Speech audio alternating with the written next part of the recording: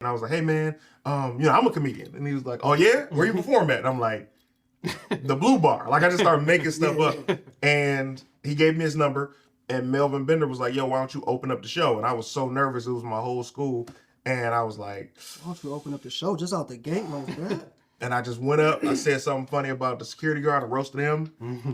They laughed, and I kept it moving, bro. Mm-hmm. And from that point on, I had a great job. This is a testament to everything happens for a reason.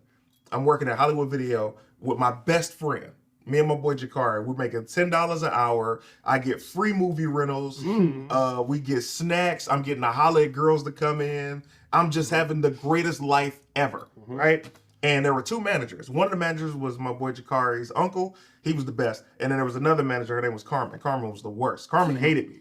And she didn't even want to hire me. But everybody else loved me so much, she had to hire me. Yeah. So Carmen fired me for renting, for taking an extra DVD home and bringing it back. She was like, you stealing? I'm like, why would I bring it back if I'm stealing? Right, yeah. And she was like, I got to talk to my manager about this. I'm like, you don't have to talk to anybody about this. Anyway, I get fired.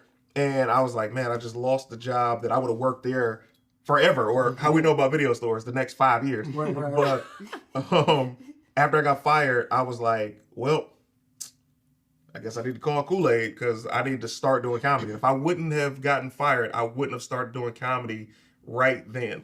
So, I knew I needed to start at the bottom to learn everything so I could leave.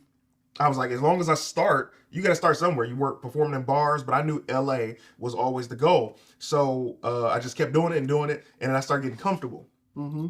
And my buddy Mike Larry in Detroit, he was like, he called me one day. I was 20. I was turning 21 in like the next month. And he was like, hey, man, how many times you going to do that? I was like, do what? Those were all new jokes. He was like, nah, man, how many times you going to be funny in the club and just keep coming back? You're the only one of us without any kids and nothing keeping you here. You need to go to LA before something keeps you in Detroit and you can't leave. He's like, I got kids. I got to stay. Go follow your dreams, bro. And I put a plan together. I was like, all right, bet. I'm going to go to Chicago, save some money, go to Atlanta, make some money and save it. Then I'm going to go to New York, make some money and save it. Then I'm going to go to LA. And I told my mom my plan. I said, hey, when I turn 21, I'm going to these places and then I'm going to go to LA, just letting you know. And she was like, okay. My birthday comes and my mom gave me a birthday card and it had two $500 gift cards in it. And she said, don't go to those other cities. If you want to go to LA, go straight to LA and follow your dreams.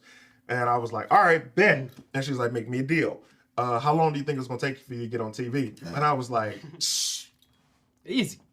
6 months at least. Like work. She was like, okay, buy yourself an open-ended ticket to come back in 6 months. And that was, I was supposed to come back December 22nd, 2007. Mm-hmm. So I'm grinding out here in LA. I didn't have a place to stay. I'm bouncing couch to couch, floor to floor. I'm on the bus. I'm selling my DVDs to make money. You knew people out here already? I knew one person, Real Battle, because we had done Laughapalooza out here. I mean, in Atlanta, and he lived in LA. Okay. And he was like, yo, man, look me up when you come to LA. Homie letting you crash. No. Absolutely. He was like, I was like, yo, can I keep my suitcase in your crib for a week and sleep on your floor? He was like, yeah. The week turned into a month. And then he was like, hey, man, I'm going out of town. You got to get out of here. And I'm like, So Vanessa Gradick let me sleep on her floor for the next 2 months. And then I ran into my high school friends randomly. Yeah. And we were hanging out and they were like, man, we need a roommate. And I'm like, I happen to be a possible roommate, right? Yeah. So I ended up moving in with them. My share of the room was $387. And like I'm saying, What a time. What a time. So I'm selling DVDs to pay my rent. And fast forward, I end up booking a TV show, stand-up TV show called Tony Rock's The Funny Spot in December of 2007. And I was like, when does it film? And they were like, December 20th. I'm like, oh. I filmed it. That was your 6 months. I called my mom. I say, hey, I booked this show. I'm coming home for Christmas. Yeah. But I'm coming back to LA because I kept my end of the bargain up and I'm on TV. And she was like, yeah. And then from that point, just continually grinding. But that's what it is, man. I have an unfathomable belief in myself because I know things will always work out in my favor. And they have. And when people tell you that it's not gonna work, it's kind of like meeting a girl that you're like, oh, I want her, and the girl is like, you're not gonna get me. You're like, I'm gonna get you. You know what I mean? Like my wife is the perfect example. Like she was like, we're just gonna be friends. I'm like, yeah, all right. And fast forward, Married. yeah. But it's like every single thing works out in my favor, man. And I know that because I believe it. And if you don't believe it, it's not gonna work out for you. Yeah. Is that It your starts advice there. to others? Yeah, is that your advice? And Brandon's big on that too. I mean, I think we all have to be in entertainment and you know, in everything we do. You know, you gotta believe. Is that one of the things that you would preach to someone? Also, I see you have a strong support system too. Is that Ooh. that's Especially now. Well, to answer your first question, I would tell that to somebody to just believe, man. There are so many 'Cause people it's who tough. don't believe. It's very hard to believe, by the way. Yes, I'm Because saying, when it's you're tough. looking at your circumstances and you can't see beyond that, it's hard. Mm-hmm. But if you know, put it like this: you've been through everything you've ever been through. Right. And you still here. You here right now. You've made it through everything. Yeah. So just remembering that helps, even when it gets dark. But the second thing is just like my support system. There's so many people that come out of the woodwork to show me how in my corner they are. Like, for example, I know this is going to air after I film it, but shooting my 1 hour special, I've been doing comedy 20 years, man.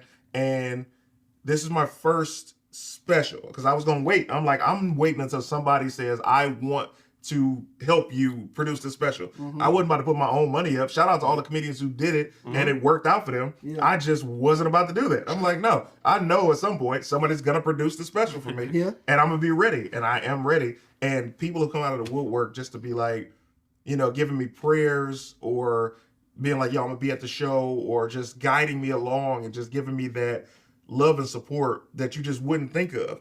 And I'm just so grateful, man. But it's a testament to being good to people and then receiving it back. Yeah, that was I think that was one of the things you, not specifically that, but I remember, you know, first coming across you. One of the main things that always stuck with me is you mentioned, you know, being a helping hand and showing up for people. It's big out here because a lot of people don't do that. Everyone is so take. Yeah. But being in someone's corner and showing up for them and making yourself a use or you know an assistance to an individual, that matters. Yeah. And it always stuck with me, which is probably why I do too much. Well, here's the thing. To give you this, man, KP. Too much. So, I can tell you this, Miko. I've known KP since 2015. I used to do this podcast. It was CT Against the World. I And miss it. it was on Playboy. It was great. Fun time. Miss It was fun. Could you imagine if we had Oh, cameras and oh my god. Anyway, so KP was like, yo man, how can I help you? And I was like, man, I would love to have like a vibe, like a party, and we have girls here and we post the clips on Periscope. We were doing Periscope. That shit And came and gone. came and didn't gone, it? boy. Instagram Before stole its it. time. Yeah, it was. Before its time. And every week, like we were just there, and he was always looking out. And he was like, "Yo, man, you need to start shooting sketches." And I'm like, I ain't doing it. And then 2017 January, I was at my boy BT Kingsley's comedy special that Kevin Hart produced for him, and financially, I was just like, man, I'm at a stalemate. Like, what am I doing? I'm in between TV shows. I don't know what's gonna happen next. I feel stagnant. And Jahan Jones was like, hey man, you need to come shoot some sketches. I'm like, man, KP been trying to get me to shoot. I don't really. He's like, just come. I'm like, all right, I'll come. And it happened to be at B Moore and KP's crib. And I'm like, all right. And I go to the house, and when I get to the house, I just see everybody. Like my mind opened up with the possibilities of what this could be. And immediately I needed to know how to do this. And KP taught me how to edit on my phone. And you taught me how to fish, because before that I was just waiting for to hop in somebody else's sketch. And now I could create my own and post it myself. And from that, I started going viral Immediately, because you're one of the best. You were one of the Thank first you. ones to One of the really first take ones. off at. Yeah. Yeah, it was a blessing, man. Because we were all like, Jahan, Yep. put us in your sketch. Yep. Hold on a second, Yeah, man. We all yeah. and Nah, you figured out a formula for yourself that worked, and it was just like, oh, every week you could go viral. Yep. man, it was crazy. It was a different time, dude. So that started to get me way more fans around the world than the TV shows were getting. Even though I was grateful for the TV shows because it was helping me pay my bills. But from that, I had learned to just be there for people, man. This is such a lonely city that somebody just saying, "Hey, man, how you doing?" makes a hell of a difference.